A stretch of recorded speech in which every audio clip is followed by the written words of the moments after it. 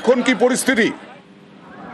দেখো, এখনো পর্যন্ত কিন্তু ঘটনাস্থলে এখনো পর্যন্ত আমার পেছনে যদি তুমি ভিজুয়াল দেখতে পাও তাহলে তুমি দেখবে যে ব্যারিকেড দেওয়া রয়েছে এবং একের পর এক পুলিশের ভ্যান এবং সিকিউরিটি এজেন্সি তারা এখনো ঘটনাস্থলে রয়েছে এবং গোটা বিষয়টি খতিয়ে দেখার চেষ্টা করা হচ্ছে। ফরেন্সিক টিম তারা ঘটনাস্থলে এসে গিয়েছে এবং এতটা জনবহুল এলাকায় স্থানীয় বাসিন্দাদের সাথে কথা বলে আমরা যেটা জানতে পারছি যে একটি গাড়ি, যেটা মুভির গাড়ি ছিল, একেবারে সেটি ট্রাফিক সিগন্যালের কাছে দাঁড়ায় এবং সেই সময় কিন্তু বিস্ফোরণ হয়, এমনটাই কিন্তু তারা বলছেন। এবং বিস্ফোরণের অভিঘাত এতটাই ছিল যে তার থেকে অন্ততপক্ষে কয়েকশো মিটার দূরেও গাড়ির বিভিন্ন অংশ একেবারে ছিন্ন বিচ্ছিন্ন হয়ে কিন্তু গাড়ির বনেট থেকে শুরু করে শরীরের অংশ সেটাও কিন্তু আমাদের চোখে পড়ছে যে সেগুলো কিন্তু ছিন্ন বিচ্ছিন্ন উঠে এসেছে। এবং আমরা যে সমস্ত প্রত্যক্ষদর্শীদের সঙ্গে কথা বলছিলাম তারাও কিন্তু বারবার করে এই বিষয়টাই তারা জানাচ্ছিলেন যে যে অবস্থায় যে বিস্ফোরণের যে অভিঘাত সেটি ভয়াবহ এবং তারা আমাদেরকে জানাচ্ছিলেন যে তারা আশঙ্কা করছেন যে অন্ততপক্ষে 25 থেকে 30 জন মানুষের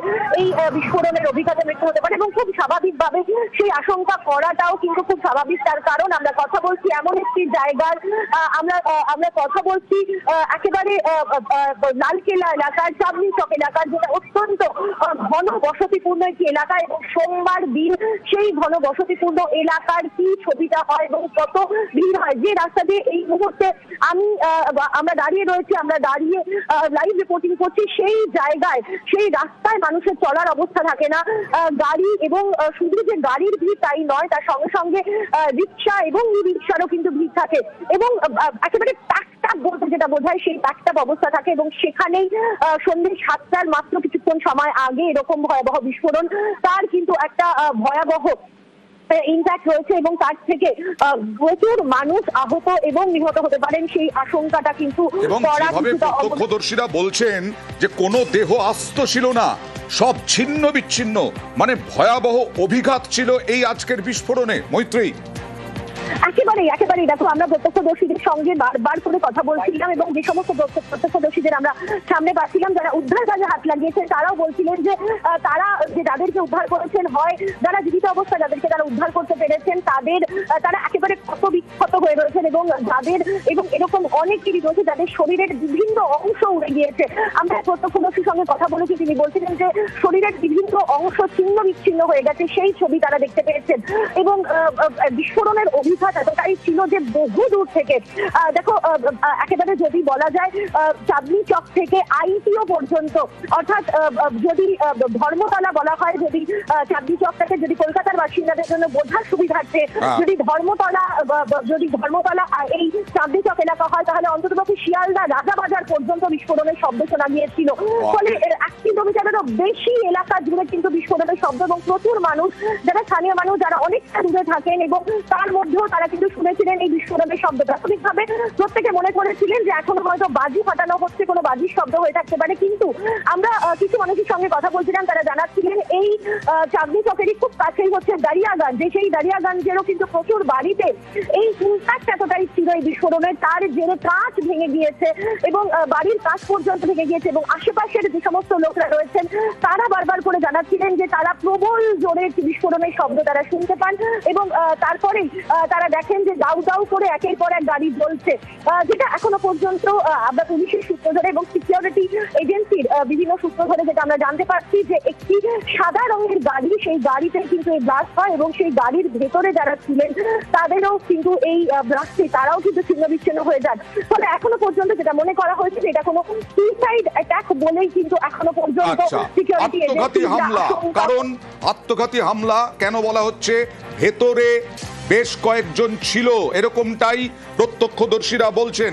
আত্মঘাতী হামলা এখনো পর্যন্ত যদিও কোনো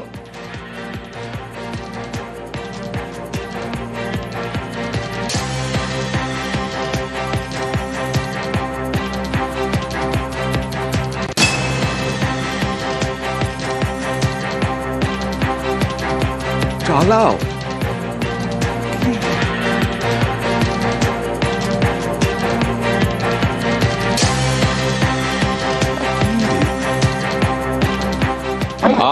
आज करीब 6:52 पे एक यहाँ पे रेड लाइट पे एक स्लो मूविंग व्हीकल जो रेड लाइट की तरफ आके रुका था उसमें एक ये एक्सप्लोजन हुआ है।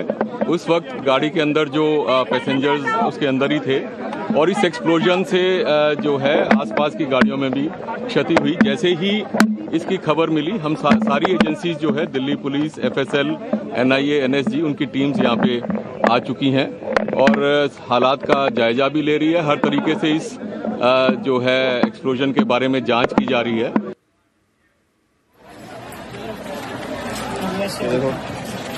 কথা বলবো প্রতিনিধি মৈত্রীর সঙ্গে। মৈত্রী, এখনো পর্যন্ত কতজন আহত? যা জানা যাচ্ছে 30 জন, তার মানে মৃত্যুর সংখ্যা, নিহতের সংখ্যা আরো বাড়ার আশঙ্কা। তুমি স্পটে যে অভিঘাতের চিহ্ন এখনো পর্যন্ত রয়েছে, তুমি যেটা দেখছো,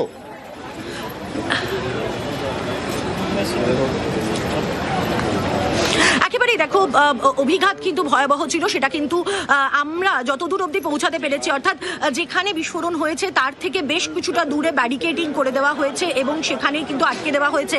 কিন্তু আমাদের যেখানে ব্যারিকেডিং করে দেওয়া হয়েছে তার পাশেও কিন্তু আমরা দেখছি যে বিস্ফোরণের জেরে উড়ে যাওয়া গাড়ির যে বনেট রয়েছে সেটি উড়ে পড়ে এসেছে এবং শরীরের বিভিন্ন ছিন্ন ভিন্ন